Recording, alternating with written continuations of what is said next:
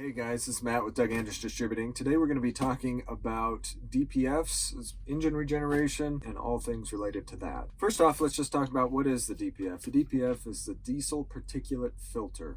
So back, I believe in 2009, 2008, the EPA decided that they wanted the trucking industry to not have as much carbon emissions. And so they mandated that we needed to make some changes as far as cleaning up the exhaust of the trucks. And so one of the things they came up with was this DPF, or Diesel Particulate Filter. And basically what it is it's just a canister that sits between your exhaust manifold and your exhaust that actually goes out of the truck, and it sits there and it traps the particulate matter that comes out of the engine, and so allows the exhaust to be cleaner as it's vented out into the atmosphere.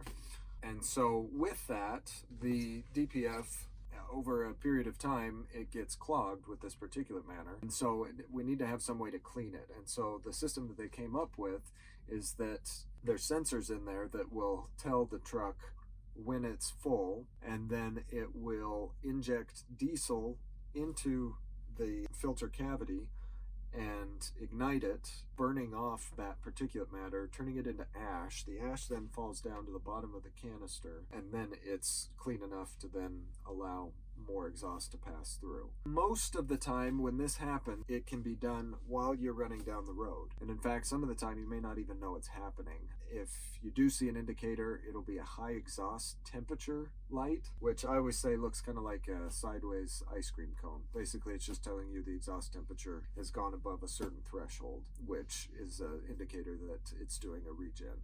So those ones, you don't have to do anything. You're driving down the road and it takes care of it all by itself. There is a second mode, which is called a Parked Regen. Occasionally, different parameters are not met that will allow you to do a regen while you're driving. And so if those parameters are not met, it will then display a message asking you to please do a Parked Regen. Each model's a little different. I believe for the Peterbilt, it will say Parked Regen required. Over in the Freightliner, it won't say Parked Regen required, it will say high soot level detected. And so from that, then you will have to go ahead and do a Parked Regen. So right now we're in the Peterbilt, so we're going to go over the process for doing a Parked Regen in the Peterbilt. With this, again, you'll get that message saying Parked Regen required. You may be driving, so you'll want to find a place safely to pull over, truck stop, rest area, anything like that. And then you'll pull over, you'll make sure you set your brakes, make sure you're in neutral, and then if you look here, this button on the dash, it says disable and manual. This is your Parked Regen button. So it's a two-way switch. If you click it up, that disables your regen.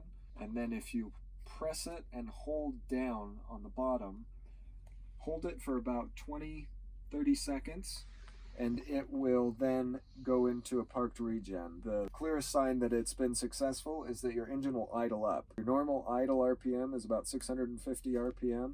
It'll go to somewhere between 11 and 1300 RPM. And what it's doing is it's trying to build up heat in the exhaust to then be able to inject diesel, have that catch on fire, burn off the particulate matter on the face of the filter, and then again drop that down into ash. The Parked Regen for both the Freightliners and the Peterbilts generally take, it can be anywhere from 25 minutes to about an hour, depending on how dirty that filter is. And you'll want to let it complete the full cycle. You'll know it's done when it'll idle back down. Both of them have a message that says Parked Regen complete, and then you can be on your way. You definitely do not want to interrupt a Parked Regen. If you interrupt a Parked Regen, it will throw a check engine light. Basically, as a driver, you can't do anything about. You'll have to take it somewhere, either our shop or a shop on the road, to get plugged in, and they'll have to force a regen again to get it to go through. And the bad thing is if you interrupt a Parked Regen, you will have a countdown basically to when you will start getting a reduction in your power output. So it'll do a 25% derate, then a 50% derate, then it'll put you in limp mode. So now we're in a Cascadia, Freightliner Cascadia, and we're just going to take a quick look at what it looks like to do a Parked Regen here. So whereas on the Peterbilt you had a physical button, Here in the Cascadia, you don't have a button. You do everything through your info screen here in the middle. So you can see the top. I've got the little truck icon highlighted. So you can switch through these different screens. And on the little truck icon, if you go down to the second screen, you see there's these little hash marks right here. That means there's 4 sub-menus underneath the truck menu. So the second one will show you your DPF soot level. This is what will pop up if you have a high soot level. So instead of it saying you need to do a parked regen, it'll come up and it'll say high soot level. And then if you see right down below, it says to start a regen, press OK.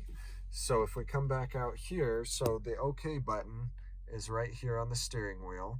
So you would just hit OK, and then it would go into a parked regen. And again, same as on the Peterbilt, you have to make sure that your parking brake is set and that you're in neutral, and that of course you're parked, and then it will go through and do that.